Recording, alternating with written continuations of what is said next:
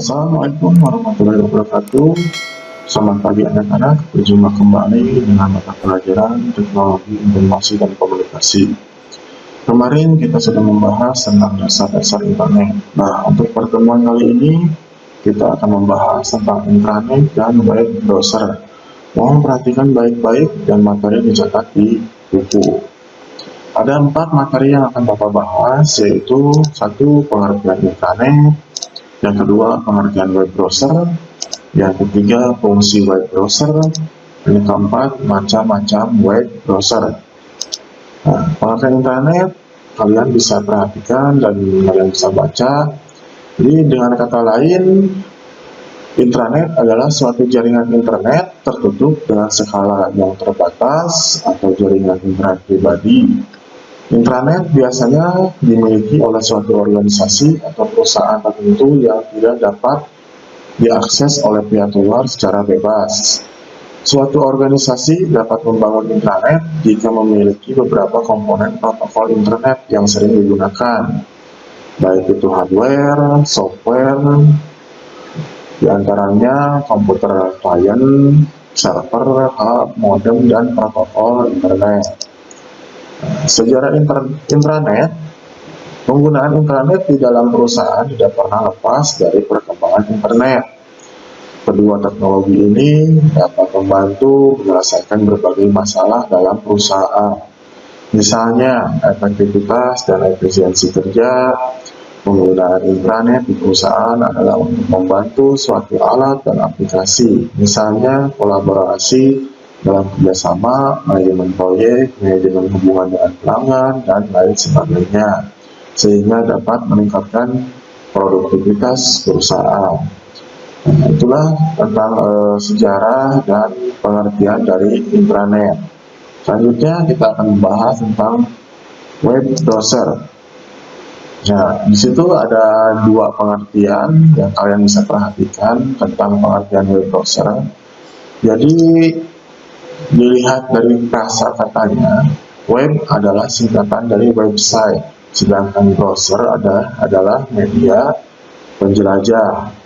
Maka secara singkat, definisi web browser adalah alat penjelajah halaman situs website di internet. Web browser atau peramban web dapat mengidentifikasi sumber informasi dengan pengidentifikasian beragam sumber, yaitu berupa halaman website, video, gambar, atau jenis konten lainnya. Nah, selanjutnya tentang fungsi web browser. Ada 5 yang akan Bapak jelaskan kali ini tentang fungsi dari web browser. Yang pertama, membuka halaman website. Fungsi utama dari sebuah web browser adalah untuk membuka suatu halaman website di internet. Dengan adanya web browser, maka pengguna internet dapat diarahkan langsung ke alamat website yang ingin diakses. Yang kedua, memastikan keamanan suatu website. Sebagian besar web browser umumnya melakukan proses verifikasi pada sebuah laman website untuk memastikan apakah laman website tersebut aman atau berbahaya bagi pengguna.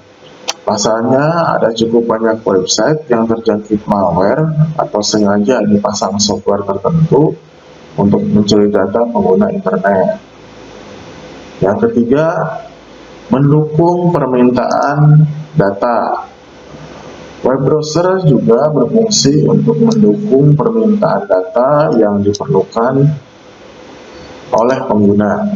Sebagian besar alamat website dapat diakses dengan menggunakan web browser, dan konten di dalam suatu halaman website dapat langsung disimpan atau di-download ke dalam dokumen komputer. Nah, yang keempat, mengumpulkan data dan memaksimalkan tampilan. Pada umumnya, web browser juga memiliki fungsi mengumpulkan seluruh data pada sebuah website, sehingga website ditampilkan dengan lebih baik. Web browser dapat menampilkan konten berbentuk teks, foto, video, dan audio pada sebuah halaman website. Yang kelima, mendukung penggunaan mesin pencari. Mesin pencari atau search engine dan web browser adalah dua hal yang tidak dapat dipisahkan satu dengan lainnya. Search engine merupakan bagian dari web browser yang dapat memudahkan pengguna dalam mencari data atau informasi yang ada di internet. Nah, itulah 5 poin tentang fungsi web browser. Nah, untuk yang ke-6, beberapa manfaat web browser adalah sebagai berikut. 1. Web browser memudahkan pengguna dalam mengakses berbagai informasi di internet. Yang kedua, web browser dapat membantu pengguna menyimpan berbagai konten yang ada di internet ke dalam dokumen komputer. Yang ketiga, web browser dapat digunakan untuk membuka berbagai situs yang bermanfaat. Nah, yang terakhir itu tentang macam-macam web browser. Bapak akan menyebutkan hanya 5 saja jenis-jenis web browser. Sebenarnya masih banyak, tapi hanya 5 saja untuk kalian pahami dan mengerti. Yang pertama tentang Google Chrome. Di antara semua web browser yang ada, Google Chrome bisa jadi adalah yang paling populer, terutama di kalangan orang awam yang tak terlalu memahami dunia teknologi. Mudah ditebak dari namanya, web browser ini adalah aplikasi besutan Google, perusahaan internet raksasa dunia. Beberapa fitur unggulan dari Google Chrome terbukti sanggup memikat banyak orang dan tetap menjadi peramban yang paling banyak diakses. Yang kedua, itu Mozilla Firefox. Dibandingkan dengan web browser lainnya, Firefox ini relatif aman. Selain itu, Firefox juga dilengkapi dengan add-on yang sangat bervariasi, di mana para pengembang dari seluruh dunia dapat terus serta mengembangkannya. Menu konfigurasinya yang lebih lengkap, serta ukuran aplikasinya yang kecil, bisa jadi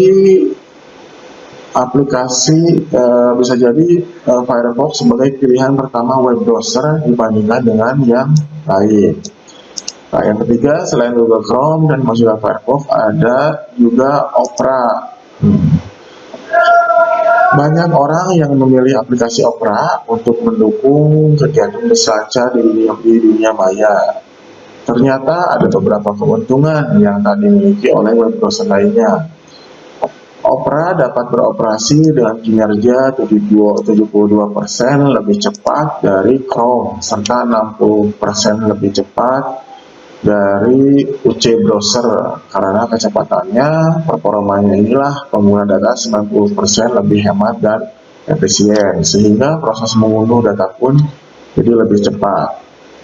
Nah, yang keempat itu tentang web browser Safari. Apple Inc.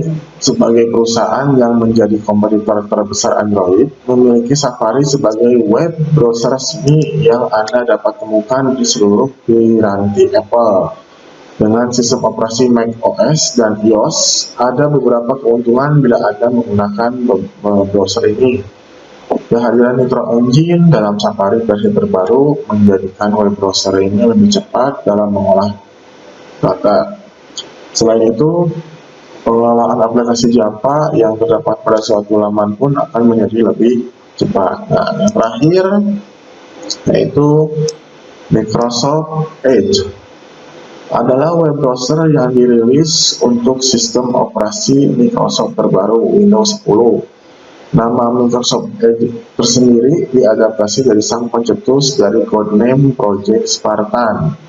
Salah satu keunggulan Microsoft Edge adalah tampilan new tab yang sangat mengedepankan sisi fungsi dan estetika. Sekali melihat tampilannya, maka kesan yang muncul adalah modern, berkelas, dan sangat dinamis. Nah, demikianlah penjelasan tentang intranet dan web browser. Semoga kalian paham dan mengerti. Untuk pertemuan kali ini Bapak cukupkan sekian. Assalamualaikum warahmatullahi wabarakatuh dan terima kasih.